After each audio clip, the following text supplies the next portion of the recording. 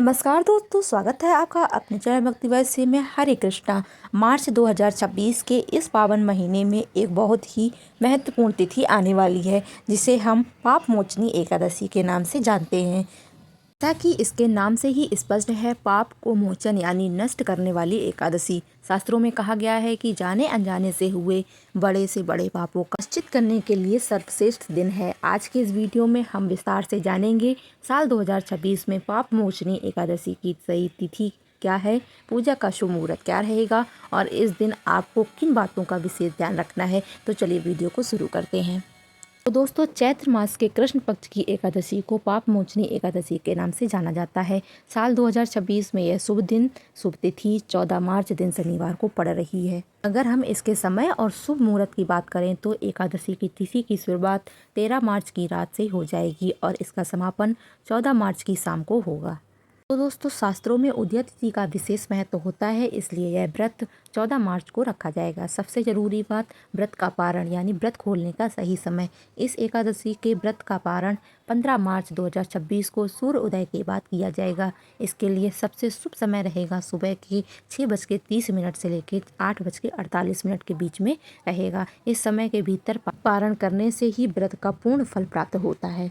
दोस्तों, हिंदू पुराणों के अनुसार पाप मोचनी एकादशी का व्रत करने से व्यक्ति को मानसिक शांति मिलती है और उसके चित्त की शुद्धि होती है। भगवान कृष्ण ने स्वयं अर्जुन को इस एकादशी की महिमा बताई थी। माना जाता है कि जो भी व्यक्ति सच्ची श्रद्धा से इस दिन उपवास रखता है, उसे हजारों गुना दान करने के बराबर पुण्य प्राप्त होता है। यह एकादशी सुख, शांति और आरोग्य देने वाली मानी गई है।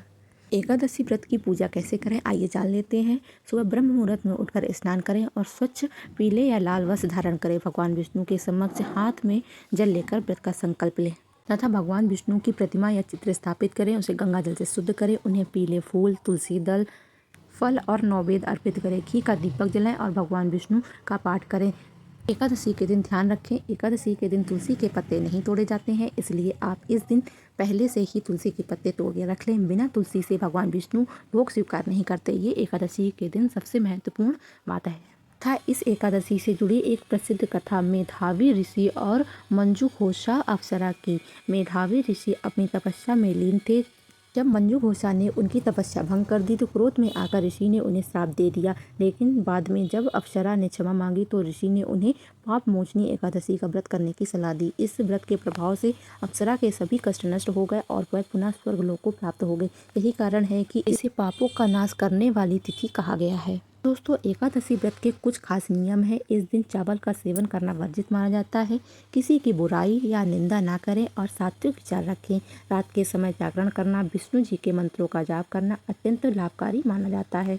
तो दोस्तों, आशा है कि आपको पाप मोचनी एकादशी की यह जानकारी पसंद आई होगी। अगर आपके मन में कोई सवाल है तो कमेंट बॉक्स में ज़रूर लिखें। भगवान विष्णु आप सभी की मनोकामनाएं अवश्य पूरी करें। जय श्री हरि। नेक्स्ट वीडियो मिलेंगे। बाय बाय दोस्तों।